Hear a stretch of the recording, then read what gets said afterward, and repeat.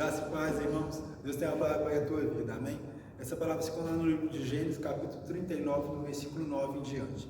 Diz assim a palavra do Senhor: Judá é o leãozinho da presa subiste, filho meu, encurva se deita como leão, e como leoa quem o despertará? O certo não se arredará de Judá, nem o bastão de entre teus pés, até que Silom venha, e eles obedecerão aos povos. Amém? Só até aqui, irmãos. Irmãos, essa palavra falou muito no meu coração, eu tenho refletido muito sobre ela. Durante algum tempo eu até me questionei, alguns questionamentos sobre se a bênção dos patriarcados não teria recaído sobre Judá. Amém? Porque nós sabemos que os patriarcados, os pais da fé, são Abraão, Isaac e Jacó. Por algum tempo eu me questionei, me refleti se Judá não estaria recebendo a bênção da primogenitura. Nós vemos que no capítulo 48, a bênção da progenitura, que é a porção dobrada da unção de Deus, foi derramada sobre o filho José, a qual reinou, tendo direito a duas tribos sobre Israel, Manassés e Efraim. Mas aqui nós vemos também que Judá foi mais excelente que seus irmãos. Nós vemos que Rubens foi advertido, Levi e Simeão foi advertido, e nós vemos que a bênção do seu pai recaiu sobre Judá, uma bênção diferenciada. E nós vemos que Judá foi o quarto filho de Lia, irmã de Raquel.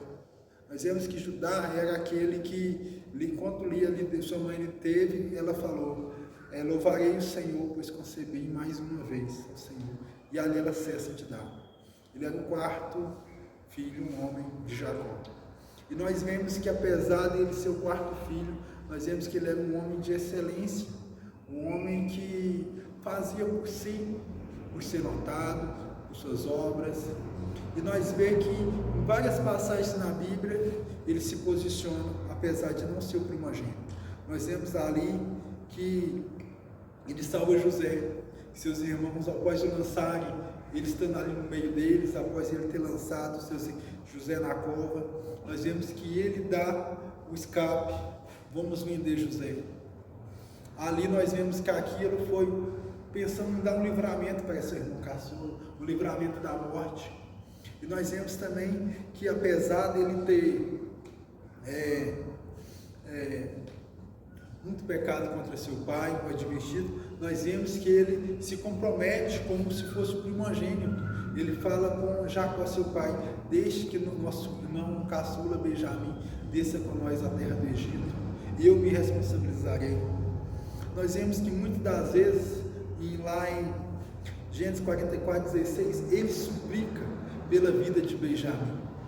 Ele se coloca como primogênito, se humilhando, suplicando pela vida do seu irmão, pela vida dos seus outros irmãos, e ele está ali disposto a se sacrificar pelo bem maior, pelo bem da família. Amém?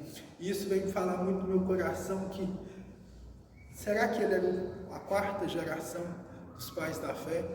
Será que ele era, de fato, nas bênçãos das primogenitura? Podemos dizer que foi, de certa forma, o quarto? Talvez sim, creio que sim, porque a palavra de Deus nos declara que a liderança de Israel recairia sobre ele, que o cetro de Israel não se apartaria dele, até que venha Silom. Em outras interpretações, até que venha o Cristo Senhor, o Salvador. Mas nós vemos também que muitas das vezes nós vemos que Judá não era apenas o quarto dos pais da fé, mas ele era o representante de alguém que fez a diferença para o seu povo, que fez a diferença em meio onde ele vivia, apesar de não ser, e ele acabou se tornando. E apesar de não ser o escolhido ou primogênito, ele acabou se tornando. E nós vemos muitas das vezes que o quarto da fé, o pai da fé, começa por mim, começa por você. Às vezes não temos uma genealogia perfeita, não temos pais espirituais, não temos um grande legado, mas nós podemos construir um grande legado, assim como Judá o construiu.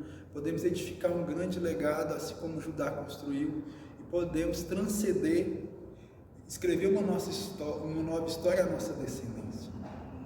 Então, irmãos, guarde contigo neste momento essa palavra, esse coração, para que possamos mudar a nossa história, a história das nossas vidas, a história da nossa família, que possamos, a partir de nós, criarmos uma nova história, uma história de bênção, uma história da presença de Deus, uma história de vitórias, uma história em que haverá grandes reis e rainhas da nossa sucessão, de homens poderosos e temente a Deus. Eu te peço a todos na paz de Cristo. Amém.